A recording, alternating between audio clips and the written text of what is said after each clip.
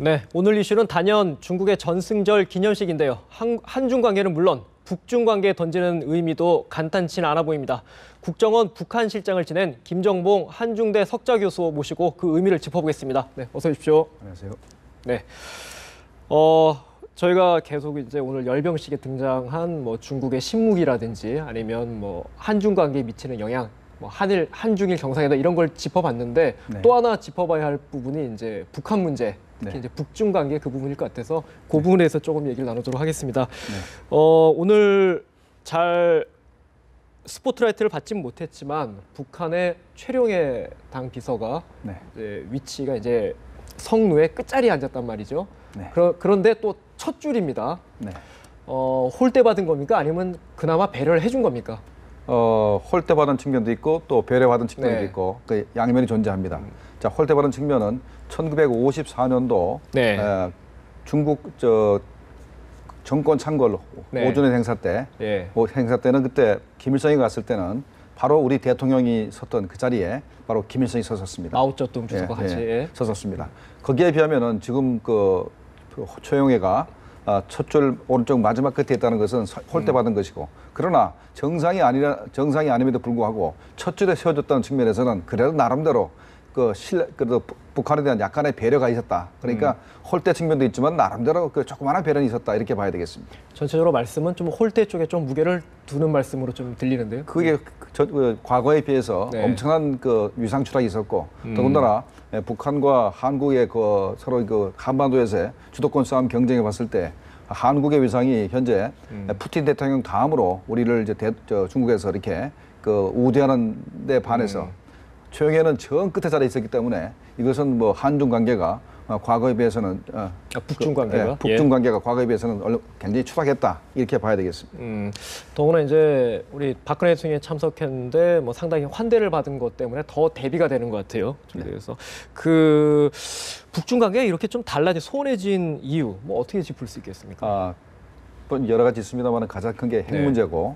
핵 문제. 네, 핵 문제가 가장 큰데 아주 북한이 중국을 아주 기분 나쁘게 한 것이 2012년도 4월 달에 김일성 탄생 100주년 행사를 이제 했었어요. 그때가 이제 최초로 김정은이 대중 앞에 드러나는 행사였습니다. 4월 달에. 그런데 그때 중국 대표단이 북한에 가서 행사를 참관하고 있었는데 중국에서 끊임없이 얘기했습니다. 제발 장거리 미사일 쏘지 말라. 그런데 중국 대표단이 있는 자리에서 미사일을 쏘았습니다. 아주 기분 나쁘게 만든 것이고, 그다음에 시진핑 주석이 2013년도에 공식 등장을 합니다. 등장하자마자 2013년 2월 달에 김정은이 제3차 핵실험을 합니다. 저희 박근혜 정부 인수위 때 기간이죠. 네, 맞습니다. 기억이 나는데, 그 핵 문제 때문에 그렇다 이렇게 하셨는데, 그게 어떻게 보면은 지금 말씀은 북한에 대한 근본적인 말하자면 전통의 혈맹관이 아니겠습니까? 북중 관계가 근본적인 불만이라보다는 김정은에 대한 불만 이렇게 볼 수 있겠습니까? 구분해서 볼 수도 있을 것 같아서 그래요. 일단 이제 구분해 봐야 되는 것이 가제는 개편입니다. 그러니까 뭔 소리냐면 중국도 공산당이 지배하고 북한은 노동당이 지배합니다. 다 사회주의 이념을 근본으로 하고 있기 때문에 가제는 개편이고, 그런데 그럼에도 불구하고 한국이 현재 중국에 대해서 이렇게 굉장히 우대를 받는 것은 북한의 외교적인 실패지, 외교적인 실패라 보는 것이 맞습니다. 물론 우리의 경제적인 위상도 있고, 더군다나 또 중국은 한국을 미국과 일본으로부터 떼내서 한미일이 중국을 포위하는 것을 막기 위해서 떼내는 어떤 전략적 목적도 있기 때문에 우리를 이제 우대하는 것인데, 현재 북중 관계가 이렇게 악화되고 한국과 북한 사이에서 중국이 한국을 현재 우대에 자꾸 하는 것은 김정은이의 어떤 외교적인 그런 망나니 짓, 거기에 이제 기인하다고 봐야 되는데, 이 사람이 정말로 외교적으로 하지 말아야 될 때를 아주 모욕적인 언사들을 하는 것이 중국 측에 많이 전달이 됩니다. 그러니까 북중 국경에다가 일개 군단을 새로 신설을 한다든가 하는 부분도 있었고, 아주 그다음에 밝히지는 않았지만은 상당히 모욕적인 언사를 많이 했었습니다. 중국 측에 대해서. 구체적으로 저희 언론에 보도된 거는 좀 제가 잘 기억이 안 나는데요. 모욕적 언사라고 한 게 예를 들자면 어떤 것들이 그러니까 중국도 우리의 적이다, 이런 표현들을 많이 했었습니다. 중국으로서는 상당히 불쾌할 수 있는 발언들일 텐데, 그렇다 보면서 지금 관심을 끄는 부분이 과연 최룡해 비서가 김정은의 친서를 갖고 왔겠느냐 뭐 이런 부분인데 어떻게 전망하십니까? 자, 아직까지 만나지 못했습니다, 두 분이. 단독으로 만나지 예. 못했죠. 근데 오늘 저녁에 또 만찬이 있다고 하니까 예. 만찬이 들어가니까 그 만찬 석상에서 그냥 만나서 그냥 주게 될지 아니면은 시진핑이 배려를 해서 단독으로 회담을 할지 그건 두고 봐야 되겠습니다만은 일단은 김정은을 초청을 했고 네. 근데 그 김정은이 대신해서 최영희가 왔기 때문에 정상적인 국가라면은 친서를 가지고 오는 게 맞습니다. 가지고 있다. 가지고 있는 게 맞는데 문제는 친서를 가지고 오지 않았다고 주장하는 쪽에서는 뭐라 그러냐면 첫째 최영애가 김정은 전원기를 타고 오지 않았다는 것 하나. 그 다음에 일반 항공 타고 왔죠. 네. 그 다음에 베이징 공항에 도착했을 때 중국 측에서 그 고위 관리가 영접을 하지 않았어요. 네. 그래서 주 베이징 그 북한 대사가 영접을 했다. 네. 이런 얘기가 있기 때문에 그래서 특사가 아니라는 얘기가 나오지만 그건 네. 아직까지는 뭐 두고 봐야 되겠습니다. 워낙 북중 관계가 워낙 그 뿌리 깊은 관계이기 때문에 오늘 그 만찬 석상에서 만나서 뭐 친서를 전달하든가 아니면 내일이라도 최영애가 별도로의 뭐 회담을 통해서 전달할 가능성이 있기 때문에 아직은 뭐 속단할 수가 없는 상태입니다.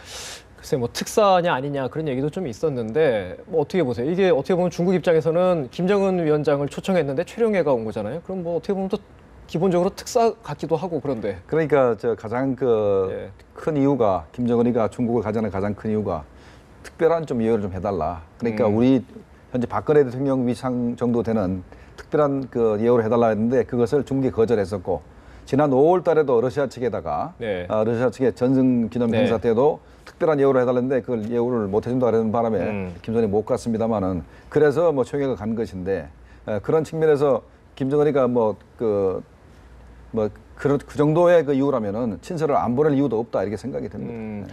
그 이번 열병식에서 박근혜 대통령이 자리한 위치라든지 여러 가지 환대받은 걸 감안하면 김정은 위원장의 특별 대우 요구를 중국이 받아들이기는 힘들지 않았을까 뭐 그렇게 생각이 되는데요.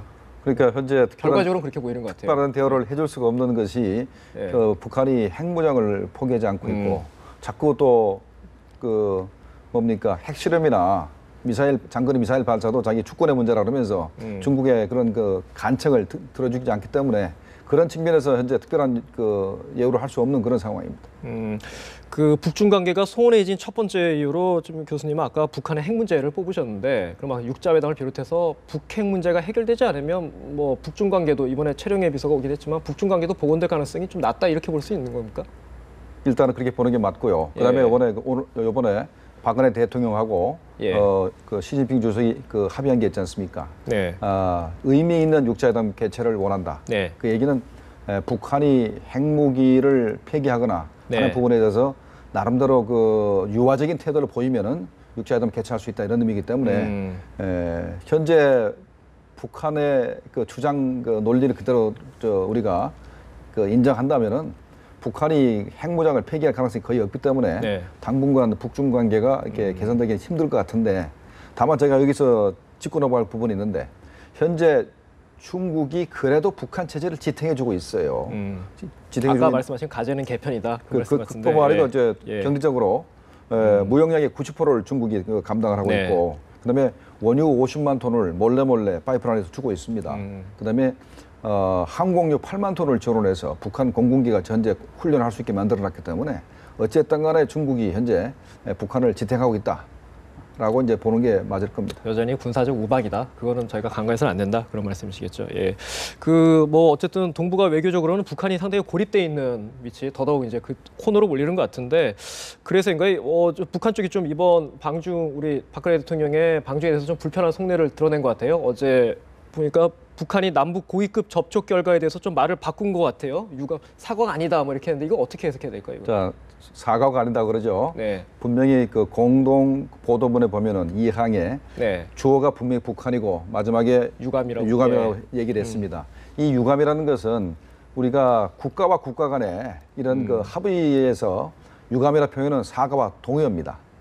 사과와 동의어이기 때문에 그 유감이라 표현했던 것은 사과를 했다고 명백히 국제정치로 인정이 되는 부분이기 때문에 현재 유감이라 표시한 것은 참 안 됐다, 다쳐서 안 됐다 이런 표현이라고 주장하고 있는데 이거는 도대체 뭐 그 국정치적으로 봤을 때는 그 상식 밖의 주장인데 이렇게까지 북한이 주장하는 이유는 위대한 장군님이 김일성 시대나 김정일 시대에 남북 간의 합의에서 우리 측에 대해서 어떤 그런 사건을 저질러서도 사과한 적이 없는데 최초로 사과한 것은 김정은 체제 자체에 상당한 그 위해를 줄 수 있고 더구나 김정은 그 권위 자체를 손상시키기 때문에 상당히 그 어려운 입장에 있기 때문에 지금 현재 변명을 하기 위해서 우리를 이게 그러니까 공격하는 걸 봐야 되겠습니다. 그런 것도 있고 이제 타이밍이 어제 이제 박근혜 대통령 방중 첫날 발표했기 때문에 중국에 대한 불만을 드러낸 거 아니야? 우리나라에 대한 불만보다는 그런 거 아니냐? 뭐 그런 해석이 나오고 있어서 어떻게 보시나 해서 여쭤봤습니다. 그러니까 유감 자체는 뭐 중국하고는 상관이 없겠죠. 일단 남북 간의 문제이기 때문에. 그거는 좀 너무 과도한 해석이다. 네, 보시는 거네요. 예.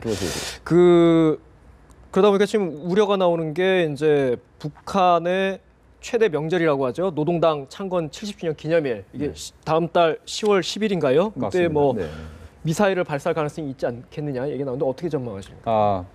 그 며칠 전에 그 김양근 그 노동당 비서가 미사일 발사가 있을 것 같은 뉘앙스의 말을 했습니다. 했기 때문에 이 당 비서가 그 정도로 말할 정도면은 10월 10일 날 그 장거리 미사일 발사 가능성이 높다고 봐야 될 것입니다. 왜 그러냐면은 북한이 국내 정치적으로 당창건 70주 행사를 하는데 김정은이 업적으로 내세울 만한 게 별로 없습니다. 경제적으로도 그렇고. 그래서 결국은 내세울 것이 군사적인 업적인데 그렇다면은 뭐 핵실험을 하든가 장거리 미사일 발사하든가 그래야 되는데 핵실험은 너무나 그 리스크가 크기 때문에 장거리 미사일 발사하면서 이거는 우리가 위성 발사를 위한 목적이지 그것이 미사일이 아니다. 이렇게 이제 변명을 하면서 발사할 가능성이 있죠. 그 노동당 창건일에 북한이 이제 미사일을 발사하게 되면 남북 관계도 다시 또 불안해질 텐데 또 하나 이제 오늘 이제 마침 중국 열병식이 있다 보니까 주목되는 게 그날 노동당 창건일에 북한에서도 좀 뭐 성대하게 뭐 열병식을 하는 겁니까? 그런 예상이 많더라고요. 지금 물론 뭐 질적으로는 차이가 나겠지만 규모 면에서는 중국의 행사보다도 북한이 더 크게 좀 준비를 하고 있습니다. 중국의 열병식에는 12,000명이 동원됐는데 북한은 지금 3만 명을 훈련시키고 있고 그다음에 그 지난번에 남북한 간에 북한이 준전사를 선포하고 우리가 군사적으로 대응하고 그랬지 않습니까? 그 당시에도 북한군의 그 첨단 무기들 나름대로 첨단 무기들이 전부 다 그 평양 순안 비행장 옆에 있는 북한 군 비행장인 미림 비행장에서 열병식 연습을 하고 있었습니다. 그 위성 사진이 포착이 됐었죠. 그렇죠. 그래서 그 사람들이 사실 뭐 도발을 하려고 그러면 그 무기들이 전방 배치돼야 되는데 후방 핵식 때문에 도방을 또 할 수 없는 어떤 상태였고 어찌됐든 간에 지금 현재 그 무기들을 동원해 가지고 현재 뭔가 보여주기 위해서 열심히 현재 그 행사 열병식 행사를 하고 있는데 북한이 뭐 대동강변에서 3,000명이 동시에 공연할 수 있는 그 대정병의 수중 무대를 현재 만들어서 거기서 뭐 공연을 하겠다고 그러고 있습니다. 네, 알겠습니다. 오늘 뭐 중국 열병식 때문에 북한도 더 자극받아서 아마 또 뭐 크게 또 열병식 하고 그러지 않을까 싶어서 말씀을 여쭤봤습니다. 네, 오늘 대담 여기까지 나누도록 하겠습니다. 지금까지 김정봉 한중대 석좌 교수 모시고 얘기 나눴습니다. 고맙습니다.